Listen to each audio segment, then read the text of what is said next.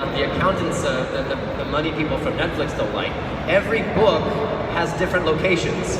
So they built Olaf's amazing, dark, cobweb, broken down mansion. And we filmed it for 20 days. And then the next book goes off to Dr. Montgomery's lair. And they had to tear the entire thing down to never ever be used again. So every one of those sets, once we're done with it, they never go back. And I realized that's true in the books. You never go back to any place. So they spend all of this money and build these gigantic sets only to tear them down a month later.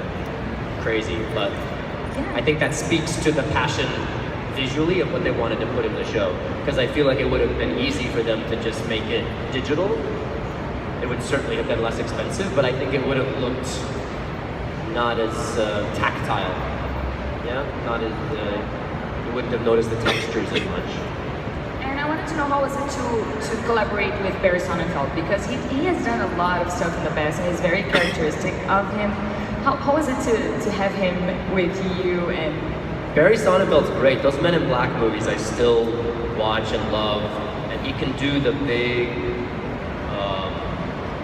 crazy worlds and yet have a real dry sense of humor within it. He's a really funny dude, and so he wants everything to be spoken really fast and boring and plain and no inflection. He just wants rapid fire dialogue, but he'll let you do crazy stuff if you want to. He also knows cameras really well, so his knowledge, he worked with the Coen brothers on all of their early stuff, so all of that look is really Barry as much as it is them. So he knows lenses, lots of wide angle lenses, which was probably more fun to watch than it was to film.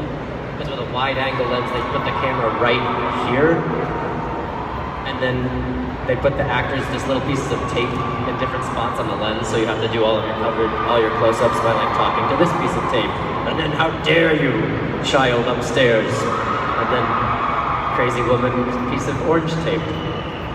So yeah, a little insane. And there are a lot of other great names in the cast with you, like Alfre Woodard and Catherine O'Hara, and John Cusack. How was it to work with them? The cast is good. You know, I like that they chose good actors that may not be as well known as others. Like Joan Cusack, I just think she's hilarious. She's so good in the role. But I'm glad that they didn't just star cast the series with famous people to get viewers, but instead cast people who aren't what you would typically think of. In the books, probably not a lot of people thought of Aunt Josephine as Alfre Woodard, but she's so great and fierce, and it makes sense that she was a member of this secret organization, because she, as Alfre, has this energy to her.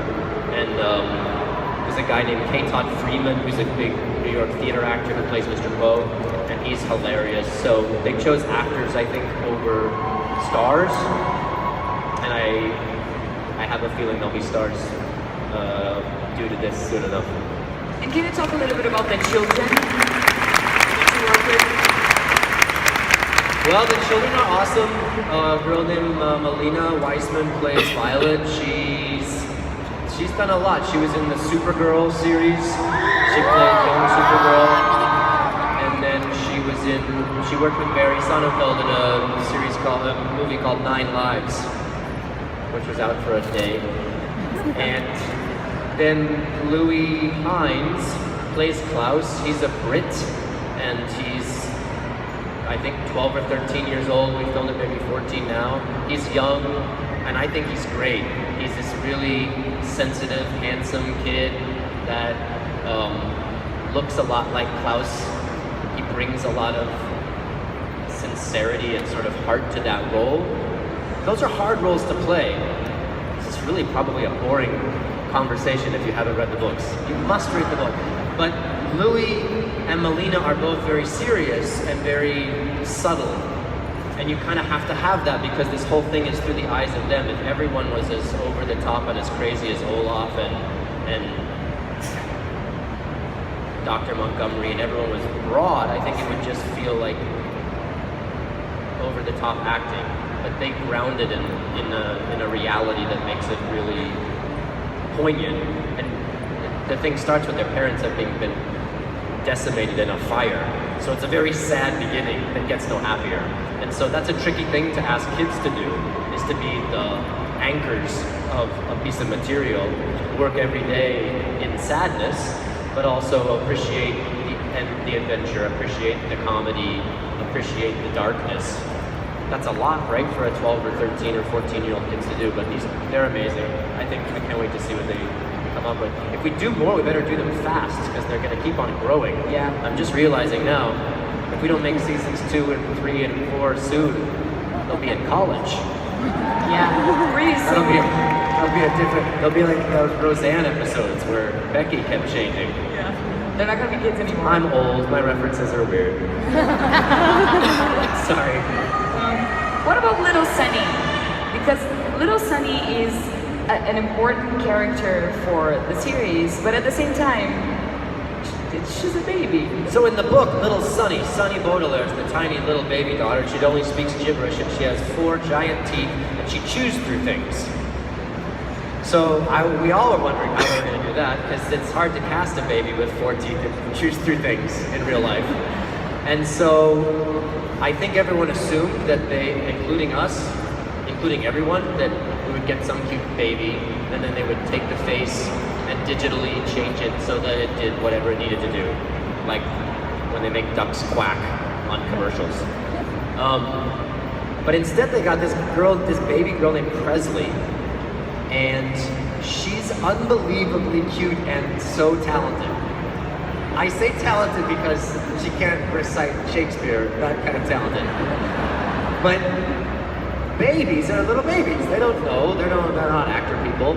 And so when you put them in front of a camera and a guy with a microphone that's sticking, this baby just will sit there and like do this during a scene.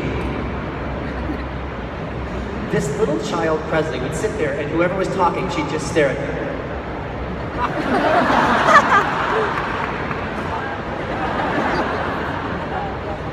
It was so beyond her years. So I don't know, they had a whole animatronic doll, puppet doll, baby doll that they were gonna use. That was really weird to act with, because it was all rubbery and its eyes kind of moved and its head kind of moved, like it had a stroke.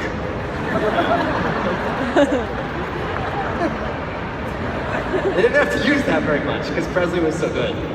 So we lucked out. When you see these shots, not a lot of digital work has been done to make that baby act so cute. That's incredible. Yeah. Staple them to this. Just staple their feet to the set, to the ground of the set. They don't move. Works wonders. I know. I can only wonder. I wanted to know about the prosthetics, because you have a lot of makeup on, and you talked about the leg. Yeah. What was the weirdest thing that you had to do? Probably turning into Olaf was just every day. It was about almost 3 hours. I'd get up and be there at 4:30 in the morning. I just shave my head completely bald to be Stefano, and then you just put it on layer after layer after layer.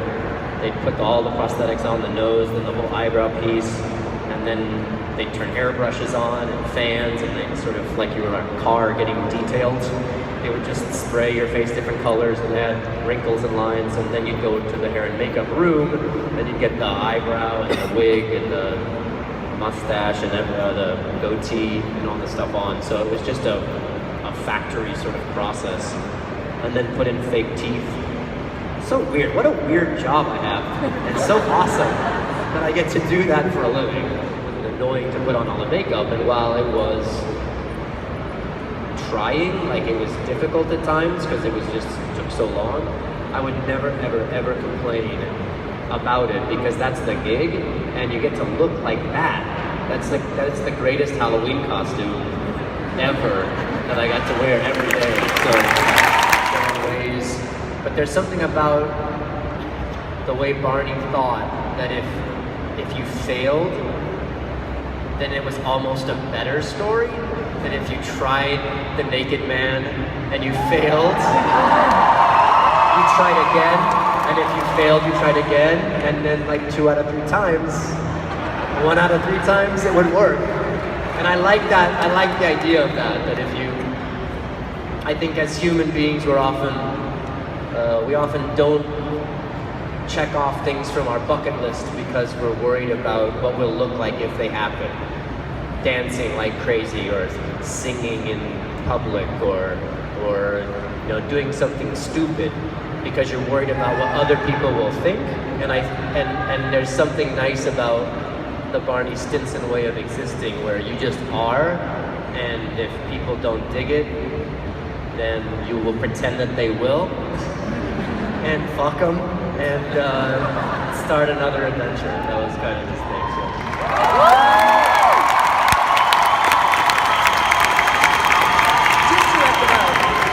Everybody here loves your family, and it's such a great bond that you have with them. Do you have a message about diversity and being yourself for people who are lost somewhat in what they have to be to the world and what they want to be?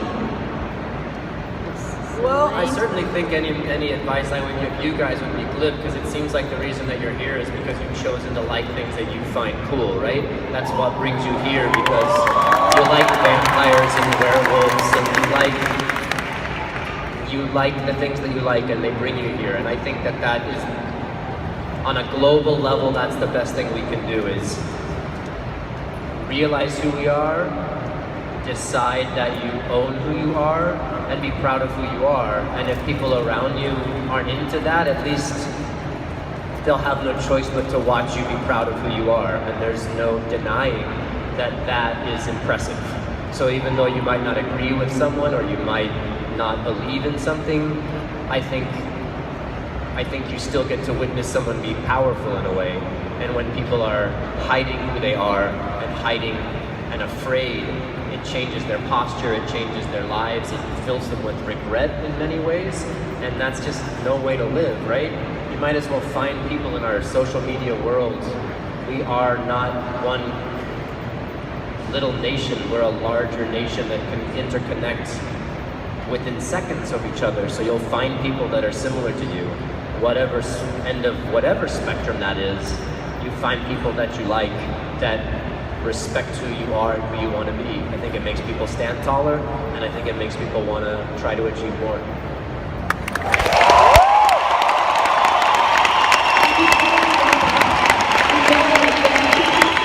Thank you for having me. And so I wanted to wrap it up. Wait, I learned a word. Gustoso.